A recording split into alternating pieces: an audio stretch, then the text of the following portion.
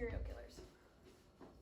Have you ever wondered how past trauma depicts the actions of serial killers? Based on Jefree Dahmer, Wayn Gacy, and Samuel Little's childhood, they went on the path to become a serial killer. Jefree Dahmer. Jefree was an odd kid. He had little social skills, and his classmates would often make fun of him. Jeffree's dad worked in biology, which gave him plenty of access to acid and things for decomposition. His main hobbies were bagging roadkill, taking it to abandoned shed. He would then soak them in acid or dissect the animals. Jeffree's parents always viewed him as weird and not like a normal kid. Hence why his parents showed favoritism to his brother, giving him pretty much whatever he wanted. When his parents divorced, they left Jefree alone most of the time with the family home. And would include his brother. Once he found friends, he would do anything to make them like or pay attention to him to fill the void his parents left. Wayn Gacy. Like Dahmer, Gacy had little social skills. He often isolated himself because he felt he was not normal. Kids at his school alienated him for his unathletic and overweight appearance.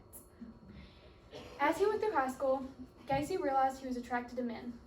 Gays were extremely frowned upon, which caused him to feel even less normal. Gacy was raised by an alcoholic and abusive father. His father would not only physically abuse them, but sexually abuse them. His father called him failing and unworthy of the name John Wayn, a Hollywood icon. Gacy's siblings claimed that they ought to toughen up and learn how to not let it hurt them. However, they say Gacy never cried or acted hurt. Samuel Little. Samuel Little was the child of a prostitute who left him in the care of his mother, his grandmother. Because of this, he always felt he wasn't good enough as a kid. In addition, he had trouble keeping good grades. Eventually, he dropped out of school and left home. Samuel Little's grandmother was extremely strict. He continued in his high school struggles, having little friends and bad grades. Hence why his grandmother, his legal guardian, claimed she was embarrassed of Samuel. She would often tell him about how much of a disappointment he was. This is more than likely why he decided to leave home at an early age. Conclusion. As you can see, all these murders had a few things in common.